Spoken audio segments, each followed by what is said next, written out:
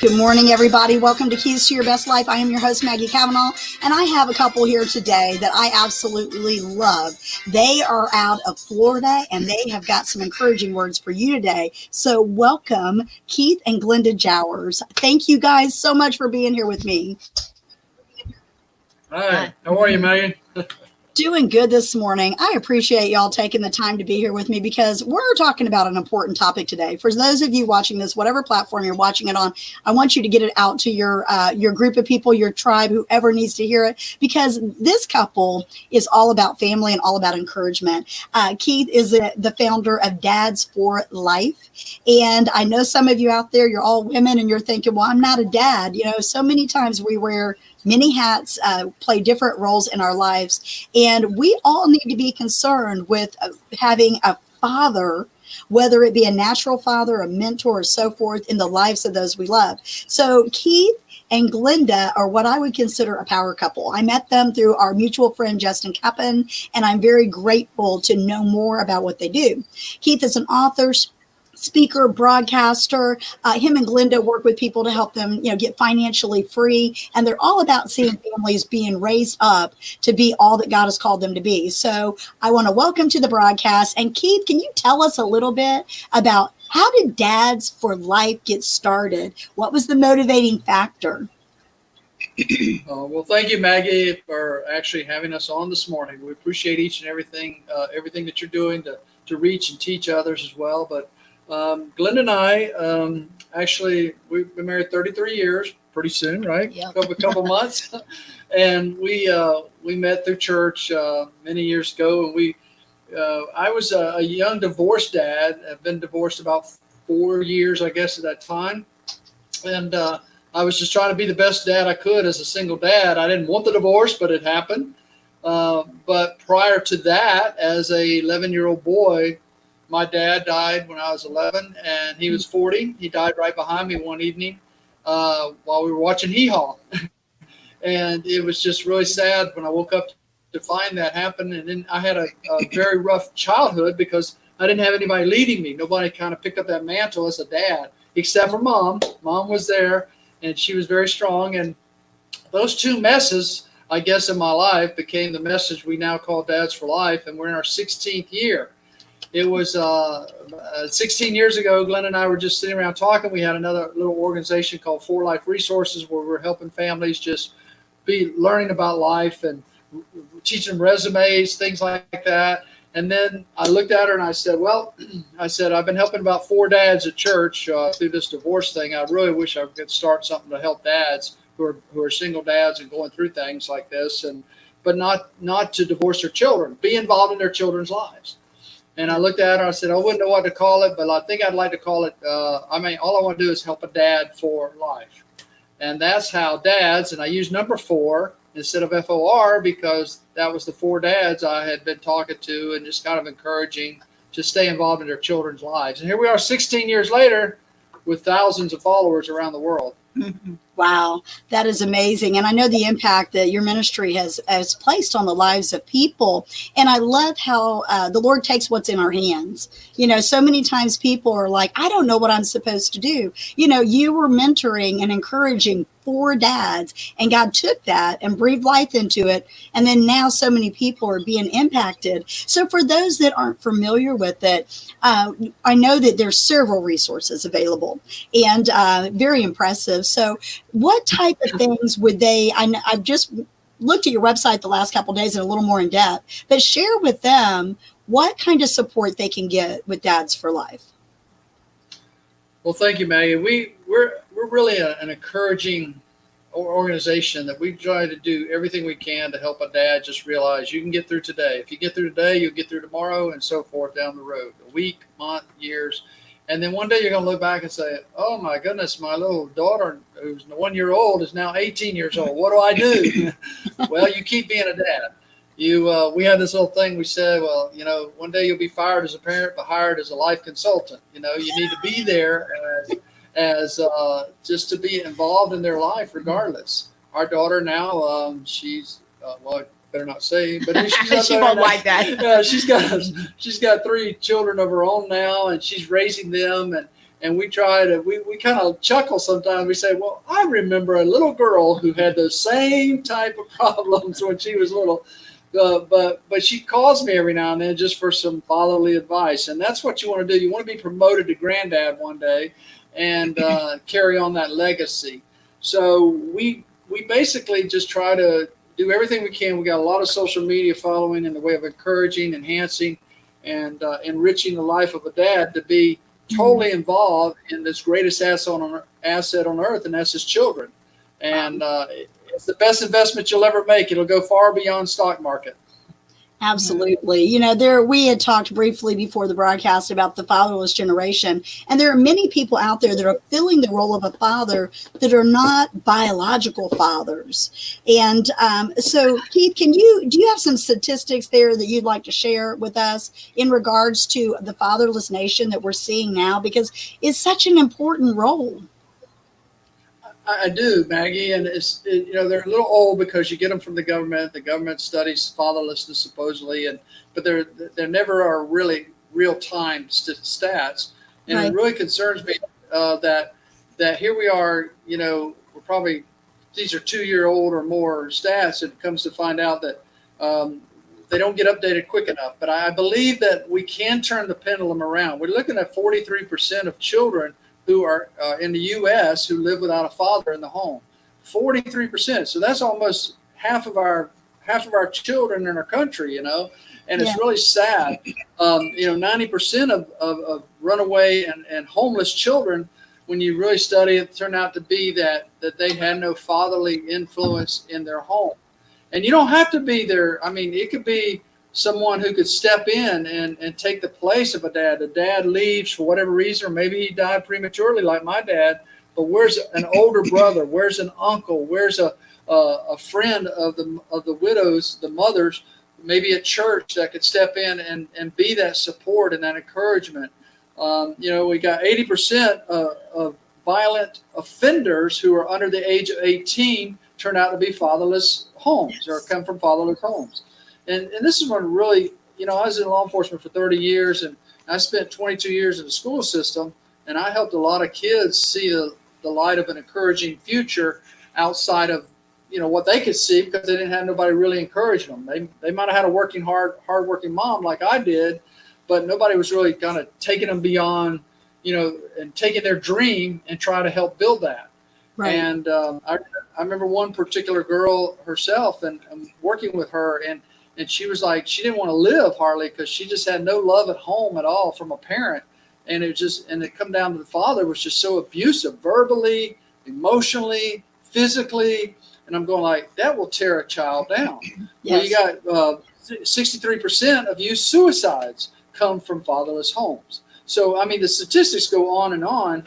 But the thing is, regardless, as a dad, you have to step up and play. Whether you're at home or not at home, as a divorced father, you could still be involved. You got more technology available today than I ever had in the early 80s. I mean, I had a beeper, and I was the coolest dad around, And then when I got a bag phone, I was really cool because she and I could go feed the ducks at the pond, and I still had a phone on my that was battery charged, So you can't tell me you can't stay in contact with your kids today, but you have to have that communication with the mother as well and say, listen, I want to be involved in our child's life. It might be the best thing to come out of our relationship, but I'm her dad. I'm their dad. I want to be involved as much as I possibly can. Oh my goodness, that is so impactful. And when we look at those stats, and I know just from being in ministry that there are so many broken homes and so much coming from that. And many times, dads feel like they're out of the house, and there's so much strife between the parents that they can't communicate effectively. And then the kids suffer as a result of that. Keith, what would you say to the viewers out there? Like, if there is a dad and he's still got strife with mom, there's ways to get around that. What would be some of the best advice you would give to a dad who is like, I want to be a present dad, but every time I come near, it causes problems? Well, I tell you, that's a big question. It's a loaded question. But there again, Maggie, let's go back to talking about just relationships. Yes. just building relationships. You might have to apologize. You may have to say, listen, I might not have been the best husband. I might not have been the most involved dad, but my heart has changed. I want to be involved. I've talked to some dads who were in prison, and I used to do some prison ministry years ago, and some would say that they didn't know how to get started. And I even talked to some recently who are actually have a new start on life and a new leash at life, and they want to do the right thing. And I was talking to them. I actually was in a setting with them, and I was talking to them and told them, I said, just whatever you can do. Start with a letter. Yes. Start with a card. It's their birthday. If you've never sent them a birthday card, send them a card. They may throw it in the garbage, but you started with a card. You start with a letter. You start with a phone call if it can be possible. Whatever it takes to at least start the communication, because I do believe that in time, things can heal.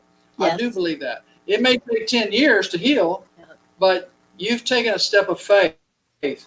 And by taking a step of faith, it is definitely, a small step of faith sometimes can be huge. But prayer works too. Yeah, well, that's absolutely prayer definitely works, because if you have a heart to go back, then ask the Lord to even help that mother's heart to be softened. Oh, that's good. So that you can get your foot in the door to actually just talk. If you can just talk and open up the communication, then things can change. But prayer works above anything else when you want to make a change in your life and you want to go to your kids. So pray for them. That is so good. I totally agree with that. So much power in prayer over the circumstances. And Keith, you hit on a really good point, to go back and maybe say you're sorry or make amends and so forth. When we are open and honest with our kids, it gives them permission to be open and honest with us. I mean, they see and know so much more than parents realize, and they keep all that inside. So many kids, they blame themselves, for what has happened, and they're caught in the middle of that storm. And I'm so grateful for that, because whether you're a dad that's watching this and you are present in the home, or whether you are a dad that is part-time dad, shared custody or every other weekend, what Keith is saying here is incredibly important for you to understand. There is no reason that you can't stay in constant communication. And I love the technology. I love that they can FaceTime. I love that they can text. Send a scripture, send a quote, send something funny. Stay in that constant vein of communication. And then when it comes time to have the face-to-face interaction, it's already like a well that has been pumped where you can just flow out with honesty. I hear parents all the time say, I just get to that point on Sunday where I feel like we're making some progress in communicating, and it's time to give the child back. And so I think what you said about relationships and communications. So let's talk about the dads in the home. We're living in a day and age where there's so many families that are having to work a lot to be able to provide. And so many dads are having to work extended hours or work out of town and so forth. Keith, with all those dads out there, whenever they are missing important things in their kids' lives, how do they deal and cope with dad guilt? Well, I'll tell you, the duties of a dad never stop, really. You're always doing something, whether it's honeydews of the house, fixing up the house, fixing something that went broke, that broke down. You're always doing something. And then when you're at work, well, dads sometimes they excel at work and they're not excelling at home. They're failing at home. They're failing at home. And I try to say, okay, listen, I know, I had to write things down. I still have a problem with that sometimes. I try to do it electronically now, or she'll do it and I love reminders, they come to my phone to do this or do that, or I may forgot our broadcast today if it didn't come as a reminder earlier, it's just because life never stops, does it, Maggie? Unless we sleep, and then our mind doesn't really subconsciously. Right. So you just really have to make sure you write things down. One of the stories I remember the most is as a school resource officer at a high school I was at. I really made it in with the kids, and a kid shoots a beautiful 3-pointer, straight, nothing but net, when it goes right in the basket. And I said, man, that was awesome shot. He said, yeah, it would have been better if Dad had been here, because I said, what is it? Was he working or whatever? He said, no, he just never comes. I'm going like, really? And then I had a dad that would come to every football game because his daughter was a cheerleader, not because his daughter was playing football. And I said, so there's two contrasts right there. What's more important for the future of that child and for your relationship with your child? So, I mean, you have to be involved. You have to write things down. If you say, son, this weekend we're going to go camping, all right, and then all of a sudden your buddies decide they want to go to the football game or the baseball game, and you decide, no, we'll put off camping another week. Your kids don't remember that. Yes. So you have to keep your promises to your children. Schedule that time with them. Schedule it, and don't let nothing interfere with it unless it's an absolute emergency. We found too that dads that schedule one-on-one time with each child, then they have a better relationship because they know they're going to be able to speak one-on-one with dad in that time. If they can't talk to him any other time, then they know that they can rely on that time, even make a list of things I want to talk to dad about, so scheduling time is so important. And then if mom is at home, then mom needs to encourage that as well. Be a part of that, saying, no, I'll do that. You go do what you're supposed to do, and vice versa, both things. So it's a partnership if both are in the home. Our son-in-law is a great example of that. We have 3 grandchildren, 6, 4, and almost 2. And he literally will take each of them out individually, whether it's just to go have ice cream or an icy, whatever it is, to spend an hour or more with them. Sometimes it's Disney on Ice or whatever the event is, but he'll do it individually, but he also does it as a family. So the children are seeing family interaction and how we get along as a family, but they're also seeing that individual time, and they love it. So when our daughter was young, she was like maybe 11, I was teaching her about goals, and I would actually pay her if she would tell me what this Zig Ziglar cassette tape was on. And I was trying to teach her skills, and she said, oh, it was about this and this and this. I said, okay, you got the gist, but what'd you get out of it? And she'd tell me, and I'd give her $10. Well, that was a lot of money back then, right? So, yeah. But she loved it. And she learned so much about just learning from people like that, which is how I learned when I started learning about those kind of people, is they mentored me. The first dad I ever listened to with true advice after my divorce was Dr. James Dobson. And Dr. Dobson taught me some things, and I'd hear him play basketball with his daughter. Well, I'd go out here and I'd put up a basketball court, and I'd play basketball with my daughter. I didn't know she'd be a really good basketball athlete, but she was. So anyway, I listened to those kind of people to help me. So as she was doing that, she literally was learning some life skills. I wanted to teach her life skills, and that time I had with her on those weekends wasn't just, oh, let's go here that costs money, let's go here that costs money, let's go just sit down and talk while we're feeding the ducks with my bag phone, hanging over here because I was cool that. But the thing is that I had fun with her, Maggie, when I had that time. So dads, when you have the time, it doesn't always have to be at a theme park or somewhere that costs money, because money's tight right now with a lot of dads. Absolutely. So anything, huh? And during those times, those skills can be taught, even things of respect, because you learn how to respect one another's time, one another talking. Respect is definitely a skill these days that we don't have because it's not being taught a lot. Even I can remember them sitting at a dinner table one night at a restaurant, and Keith told our daughter, he said, do you know how to shake hands with someone? And she just looked at him like, no, what do you mean? So over the dinner table, they talked about how the proper way to shake a hand, to look at somebody in the eye and talk to them, be interested in them. So it's the time just to take the little things mount up over time, because they know that you care about them and you're interested in their life. And sometimes they'll embarrass you at a dinner table. So we're sitting there one night in a restaurant, we're talking. She saw me with a sour cream little triangle, and I was rubbing my fingers through it. And she says, Dad, can I hold that? I said, sure. She said, what are you doing? I said, I'm just rubbing my fingers through it and getting ready to put it on my baked potato. Well, she squeezed it too hard. The sour cream shoots out across the table, into the next table, into the back of a lady's hair. I lose it. Okay? So they do follow your example. They do follow your example, but she put a little bit too much pressure on that sour cream.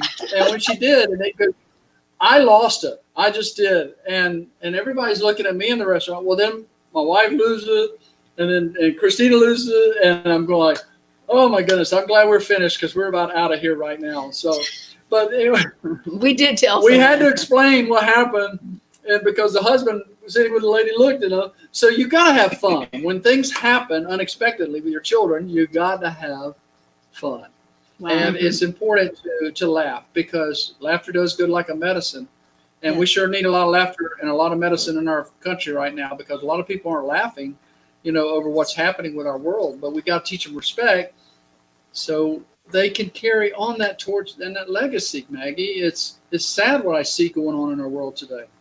It's that one-on-one.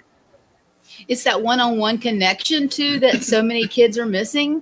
Yes. Because then they don't have that connection. That's one of the things that he does in mentoring and teaching dads. What can you do in your life today to create that connection with your child? What is it that your child likes? Not you, but your child likes that you can relate to and create that connection with them. Wow. I hope viewers, I hope you guys are catching this because they just gave you an entire weekend workshop in just a few sentences of what it's like to be intentional. And, whether it's our kids or grandkids or marriages and so forth, you have to be intentional. And I love what you guys said about not having to go and say, oh, let's go drop $20 at a movie and not talk and not communicate. Instead, finding ways to interact with them and implementing the life lessons in the times that you have. That's brilliant. I love that. One of the things I've seen about what stay-at-home orders across our land lately was these videos that dads are making with their children. They're so funny. When dads are literally being creative with their children. And sometimes we can take whatever the situation is and we can find something good in it. Yes. If we just trust the Lord. Lord, help me be creative here. I'm about to go crazy. All these kids around. Well, then literally come up with a family activity, something that you can do. People have turned their backyards into just playground wonderlands and just done things with their family. And I know it's tough. Yes, definitely. Life has been tough the last 4 months, but we can adjust. We're American. We can adjust, and we just don't have to be negative all the time and downhearted because our kids are going to remember how we got through this time together.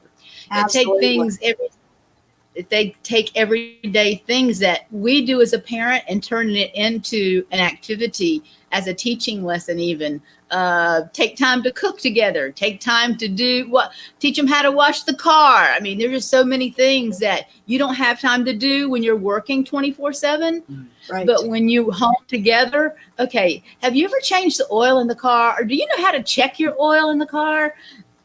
We have lots of stories about that too, things that happened after teaching how to check the oil.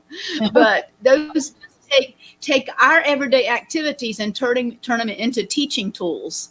That's brilliant. Just make sure that you put the oil stick back in the holder. Otherwise, the fire department may be called. Just say it. I agree with that so much. I watched my oldest son. He has 3 children. One's in college and then 2 at home. They're, first grade and 6th grade. And they spent the first several weeks of COVID studying geography. And every day on Facebook, they did the data research together as a family. They discussed it, and then they posted it on Facebook with the state's flower, the capital. He used it as a geography lesson, but doing it together and assigning different ones to find out different things. So those kids have got more geography than they probably wouldn't have gotten their entire year in school, so it's just, the things that we can do to implement balance in our family. And that's what I hear you all talking about when we're talking about being intentional with our time, being intentional with our relationships, balancing the work life with the home life, and being the parent. And I see a lot of parents now, especially I've got a granddaughter who's a cheerleader, and I see a lot of parents that live vicariously through their kids. In some unhealthy ways, and really, to be honest, but you see so many kids or so many parents trying to be their kids' best friend. And I believe that we can be our kids' friend, but we also still have to be that parent. So, do you have any pointers for parents how to balance that, how to balance the friend parent relationship? Because you can laugh and have fun, but letting kids do some of the adult things is not being a friend. I'm going to let Glenda go first. Actually, it's a thin line. There's a thin line between that, because being a stepmom, I thought, okay, I need this child to like me. Okay. So I tried to do lots of things together for that. We could create that relationship. But at some point I'd have to say, I'm sorry. No, I'm the parent. Okay. We can do something else, but no, I'm not going to do that. So it's just a thin line that you really got to be intentional about being the parent as well. I mean, there are times for friendship and fun, but there's time for, okay, teaching and training is important, because now I want her to be a good mother when she grows up, and I want her to respect people when she grows up. So it's a thin line between that fun time, but again, saying, oh, I'm sorry, no, that's just not the right thing to do. I'm the parent here. Here's what we got to do. You do. And you don't have to be perfect at it. If you raise your voice, I don't really think you ought to scream and holler at your kids all the time. When my mom called my middle name, I knew I was in trouble. But it was also during a time when my mom called me for dinner from being outside. It was time to go in and eat. That doesn't happen anymore. And that's another thing. Have that dinner table. Intentional time. That intentional so dinner vital. table time. I call it the no phone zone. Put the phone down. And I saw a post of a grandma who every Thanksgiving, when the family comes over, she has these little cubby holes, and they have to put your phone in there. You don't bring your phone to my dinner table. Okay, that is the family time. That's and right. No phones are allowed. So I call it no phone zone. But anyway, so you got to have time. And when you go to, like she was saying, you got to have that balance time with your children, and you can't be the best buddy all the time. Right. As I've heard one parent say, oh, I'm her best buddy. Well, you're also about 25 years older than her, so maybe she needs her best buddy, but she doesn't. Yeah, I mean, it's a thin line sometimes, but I still think you have to be that authority decision maker for her, because they don't make the best decisions all the time. I mean, I've seen a lot of kids make some horrible decisions, and sometimes the parent wants them, like you were saying, to live their life vicariously sometimes, but they want them to follow their footsteps. I was an accountant, you'll be an accountant. Well, Right. No. Jeremiah 29:11 says, for I know the plans I have for you, says the Lord, plans to prosper and give you a hope for the future. It might not be in accounting, okay? It may be something else. It's good to have accounting skills, but you may not be that generational accountant. But, you have to let your kids our daughter changed her major about 4 times or something like that. But well, that's one of the things about being a parent as well, and being that direction, because that guiding direction and that parent line instead of the friend line, because a friend, we may say, oh yeah, that sounds good, go ahead and do it. But as a parent, we would say, well, okay, you want to be a vet? Well, let's do something. Okay, let's go spend a day at the vet office and see what they do. So he made arrangements for us to go to places and to see those activities or see something because we were trying to be that guiding light. And then when you see that they don't want it, then that's part of the parent role, guiding and directing. And it's not authoritative either. It said, oh, you want to do that? Okay, that sounds good, but let's go see what they do. So I love that. Friendship, but yet guiding, friendly, but yet straightforward. We were talking about teaching goals earlier when my friend Zig Ziglar and was just an awesome teacher. But I was teaching her about goals during that time when I was having her listen to those tapes. And 11 years old, I said, okay, I want you to write out 5 goals. And for keep life them with you all the time. that you want to do. So she writes out this, and she wrote skydiving in parentheses with Dad. I go, you're not doing that at 11 years old, especially with Dad. Okay. So 10 years later, 21 years old, she calls me and she said, Dad, I said, I got us reservations. I said, what? She said, to do what? She said, to go skydiving. I go, skydiving? She said, I forgot about the gold card. She didn't. So they're going to listen to you, Dad. So guess what? That afternoon, I went skydiving with my daughter. Oh my goodness. Because I said I would. I told her I would. I didn't realize that I'd have to really pray before I stepped out of that plane. But it was a blast. It was a blast, Maggie. So they're going to listen to you. And when you really try to teach them life skills. But if you've created that connection, that's when they listen to you. That's the thing. I wrote a book about daily connections because I think it's a daily process. Connect with them today. Don't worry about tomorrow. Tomorrow will take care of itself, the Bible says, right?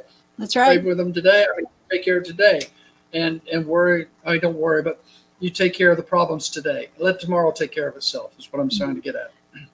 I love that. So basically you're positioning them and setting them up for success by letting them make the choice. I love that. I love what you said, Glenda, about taking them so they can experience it, because many times they don't see the big picture like we do. They don't have the life experience that we do. And they're looking to parents and grandparents and mentors and teachers to help them try to navigate this thing we call life.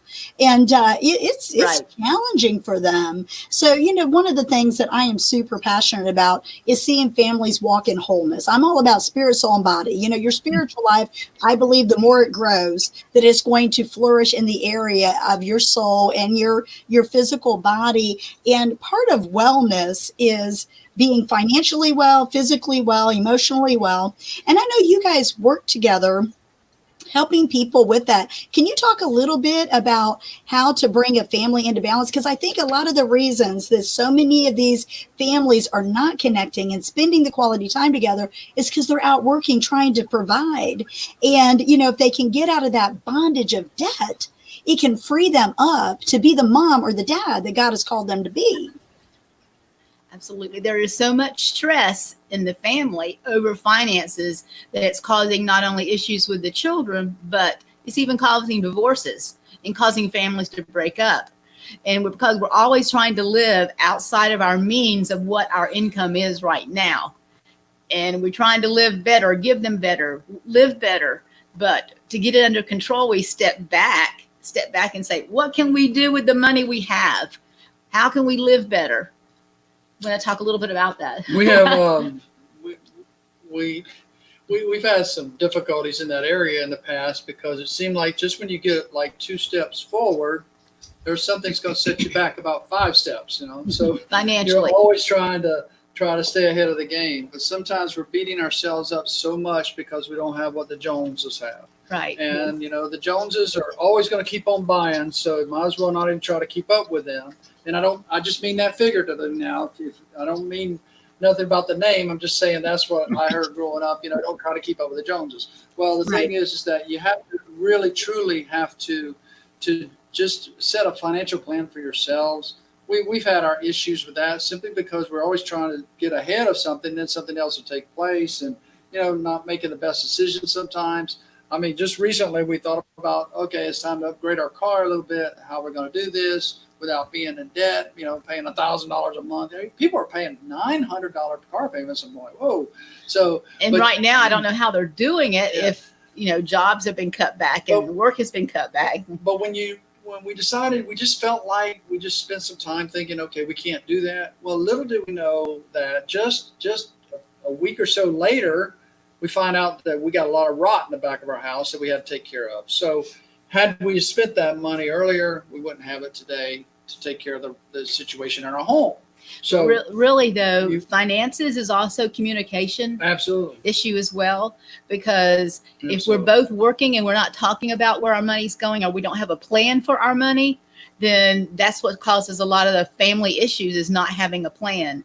Preparing yourself for your family and the needs of the family. If you don't tell your money where to go, it's going to tell you where. I mean, you're going to wonder where it went, right? Because it's going to go somewhere. Mhm. And you have to tell it where to go each and every month. And we worked with, we met Dave Ramsey in 1999, and we started just facilitating the financial peace classes, which are awesome. You can do them online now. Yes. And just learning so many tools there, whether it's his organization, whether it's another organization. But we found out that was the one that kind of helped us get on track. And we've helped so many other people by using that, plan. We've taught how many classes now, or facilitated how many classes? We taught 31 classes 31 now. of those So, sessions. and trying to help families just stay on target and get back on target if they've lost track. So Absolutely. we just created a little program called The Edge, because you have to have an edge on your finances. And you're not going to be perfect. Nobody's perfect in anything. Nope. You just have to just keep on practicing to get better. And we've been able to do that with our budget each and every month for the last 20 years. So. The other thing is that when we help families through that process, it is a one-on-one kind of thing. So let us help you. It's not like a big picture, meaning you make the decisions, but we're there again as a guiding light to them. If we were in your shoes, this is what we would do.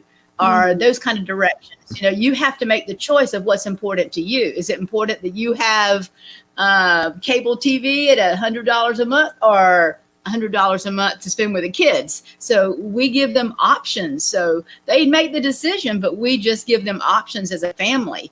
We sit down with them one-on-one. Actually, all that is on our website. I think the program's called The Edge. So if anyone is interested in that would be a good place to go find out the details. And, we'll help you. We'll walk you through the what he calls the soup process. Yeah, except we get cooked. When I was going through my divorce and all that back in so many years ago, wow, I was thinking, okay, I feel like I'm in a bowl of soup or a pot of stew here. I'm just trying to cook in the soup. And sometimes we get ourselves all mixed up in the soup pot. We don't know which way is it out, so we have to find our way out sometimes. So that's kind of what we do, trying to help people come up with a plan to find their way out. So there's less stress, less going on in your life. So important. Absolutely so important, because so many, relationships end over finances, and, it can be a series of bondage, and people have different priorities, and sometimes having someone to walk with them through the process is so valuable. So I encourage you guys, you got to go to Dads for Life, and that's the number 4, not FOR. And you've got to check out some of these resources. And if you have kids or grandkids, there's some books on there that Keith has written. Keith, where else besides the website? Are those on Amazon? Those are on Amazon as well, I believe, right? Yes, they are. Okay. We got a couple more. Real quick. Those 4 are there on Amazon or in the online retailers. So. Awesome. So what motivated you to write those books, Keith? Well, our first one was Part-Time Dad, Full-Time Heart. It really probably needs revision. That's pretty old. But we actually, when I left for law enforcement full-time, I was hearing so much negative media on the police, and of course you can turn on the media today and still hear that stuff. But I knew 99% of the police officers that I worked with were awesome guys and ladies, and we cared about our community. I worked with so many school resource officers that cared about kids. And I said, kids need to know that we're not the enemy here. I mean, Romans 13 in the Bible points out the policemen are put here as an authority by God. And, yes. and when you downgrade us, I feel like, okay, you're downgrading one of God's agents. That's kind of thin ice. I don't want to be skating on. Right. But anyway, the thing is that when I was looking at that, and I was saying, I worked around these kids, they loved me, and I would do magic with them, and I'd talk with them. I'd get down on the floor and talk with them and show them different things about police work. So I just kind of wrote that in a book as what a police officer does. And then it went into another book called Canine Friends, where I talk about dogs and dogs that we take care of and love. They'll give back so much. Case in point, we got Chance right here. Chance was thrown away during all this COVID stuff out of a car, and we just happened to be the recipients of him. Changed his name from a silly name to what we gave him as a chance, because we know people need another chance. Dogs need chances, and he's a lovable dog. Why would you throw this dog out of a more. But anyway, so I wrote Canine Friends because I wanted kids to understand that that canines are our friends. We got to treat them right. And that's another thing. If you don't teach your kids how to respect early, they're going to mistreat animals. If they mistreat animals, they'll mistreat people and so forth. So you got to teach them respect and love. And so we talk about all the different animals, the service animals and police work and military and how dogs jump out of a planes with paratroopers and all that. So that's in Canine Friends. But it's the Meet Officer Keith series. But we got one about bicycles we'll be working on. And then I have Daily Connections that we wrote also, with a couple more that we're going to hopefully get out sometime later this year. But I love it. Y'all need to get these resources because, they're going to help you. I'm going to get those books for my grandson. I think he'll love those. So I love that. Love that. Hold Chance up so the audience can see Chance real quick there. He's such a cutie. I can't believe somebody touched this poor pup. Oh, my goodness. Yes. Look at that face. He's so lovable. He's so lovable. He wants to be everywhere we are. So he came and got my lap. So, truly, when I first saw him, right, after we learned about him, I took his face and I looked at him just like that. And it was like he was saying to me, are we going to do this? You going to give me a chance? And sure enough, that's what I just came up with that name because he's awesome. He's Sweet little dog. And I think they'll give back what you give them. Mm-hmm. I really do. But it took him some time to adjust. I said, well, these people are going to throw me out of a car too, that kind of thing. But he's been an awesome asset to our home, and we love it. So there's something I was going to say. Gonna talk about Chance. About legacy.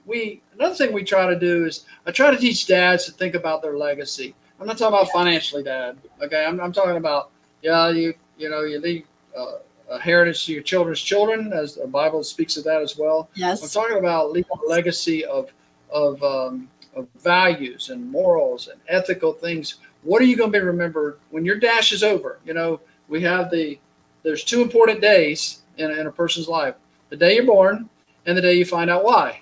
And that dash in the middle is between the day you're born and the day you die. And that dash is long in the beginning. As you get my age, it's getting a little shorter. So you want to make sure your dash is important enough to leave onto your children. What have you done to leave a legacy? Because your legacy is going to carry on. That's true. And, that's part of the process also that he teaches dads is to leave a legacy, and leaving a legacy, not just like he said financially, but along with that on our website, there is a resource there you can download that is called the Legacy Box, how to take care of your family after you're gone. There's a resource there that you can download. I do a Iron Sharpens Iron group meeting with men bi-weekly, and we're doing it this Saturday, and I'll be talking about that. Legacy is how to be stronger in leaving a legacy for your children, because it's so important. It's a free group meeting. If men are wanting to be a part of that, they can just reach out to me and then I invite them to it. But it's a very important to have other men that you can talk to when you're going through difficult times. Yes. And being accountable to somebody, because if you're not, then things can get. We don't have to do it on our own, man. And I just try to encourage them, because we all need encouragement. Yes. And you encourage people with what you do, Maggie, and we appreciate you so much for having us today. Yes. Well, I am so grateful. So grateful to have you two here, because I agree 100%. What you're doing is changing lives, because we all need a place, a safe place, like you said with your group, to be accountable to one another, and whenever people try to do life on their own, it just gets difficult. God created us to be relational. And so when you get down in the trenches with somebody and you say, okay, I know you're going through this with your kid, or I know this is going on, it makes life so much easier. It's like having that support system. Listen, raising kids is not an easy thing. We need a support system. We need dads. We need moms. We need mentors. So if somebody is watching this broadcast and you're thinking, I don't have that in my life, seek it out.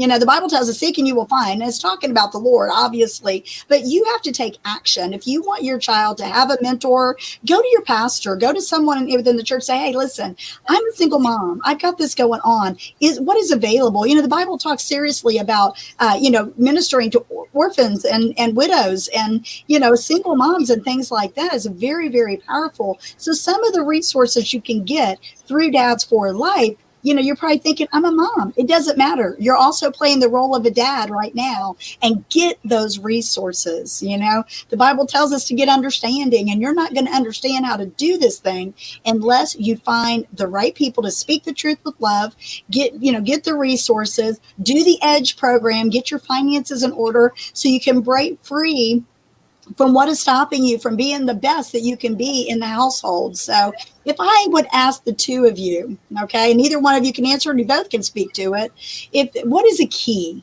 What is the key that you could leave the audience with? What would that be? You go. my key is, as far as a parent, is be real. Yes. As far as a couple, as a couple, is communication. Those are my two keys. Those are great keys. Two things. One, I'll just kind of share a story about a dad that was walking through the grocery store, and he was paying for his groceries, and his son, young boy, about 12 years old, saw his dad receive extra money back from the cashier, like $5. And the lady didn't know she gave him that much money. And he's walking out and he's counting it. He knew something wasn't right, but he counted it, looked at the receipt, didn't want to hold up the line. And he turned around and he says, she gave me too much money. And kids saying, oh, great, let's go for ice cream or something, And he said, no, son, this is not our money. Turns around, goes back and hands it to her. Well, it puzzled the young man, thinking he had extra money. And he said, Dad, why'd you give her the money back? And he said, because it's not our money. It was a teachable moment. And I asked dads to just look for those teachable moments, those moments of teaching them respect and teaching them honesty and teaching them things that we're not really taught in school anymore. Okay. Right. So sometimes, it's crazy, some of the things where we stop teaching. But the thing is that I want you to think about those teachable moments. And so he says, son, this is not our money. This is her money. And if I walk away with her money that's supposed to be balanced in her drawer, she'll have to pay for that. And the other thing I'd like to say is that just leaving a legacy. Mm-hmm. We have to leave a legacy that's far beyond reaching, because what are people going to say about us once we have passed? Okay. But more importantly, what's your children, what's your family going to say about you when you pass? What's your legacy going to be, Dad? And moms, single moms, I just want to encourage you, widows out there, those that are continuing that fight as a mom and a dad, a mom, and trying to do both roles, keep the fight up. Look for somebody in your church, look for somebody you trust, because it's very difficult sometimes, the things that some people will do when they lose the trust of in a child's life. You have to work on being somebody that's going to help that child, not hurt that child. So moms, look for that. If you don't have a good role model, look for somebody. And pray that God's going to find you somebody that can speak into the child's life, because they do need a role model, and dads, don't raise your voice all the time. Proverbs 15:1 says a gentle answer deflects anger, but words, they make your tempers flare. And look at what's going on in our world today. Too many tempers are flaring. And if you disagree with somebody, or somebody disagrees with you, so what? I mean, people have been disagreeing for decades, but we don't have to hurt each other over it, because I believe that, the more peace we have in a home, the better off our children will be. Wow. That's so powerful and so true. And that is great advice for those of you watching, whether you're a parent or not a parent. We all have a legacy to leave. One of the most powerful things that I did when I was, trying to find myself, really trying to find what the Lord had called me to do, was I wrote my epitaph. And so leaving a legacy, finding out, being the person that God's called you to do. We miss it as parents. We miss it as wives. We miss it as husbands, but we don't have to if we are intentional with our relationships. So I want to thank the two of you for being on here today. I want you that are viewing this, whether you're watching on the replay or you're watching it live, wherever you're watching it, please share this with someone that needs some encouragement. We do better together. And Keith and Glenda are just a perfect example of resources available out there to help you be the best dad, the best mom, the best child of God that you can possibly be. I want to thank the two of you for being here with me today. Thank you.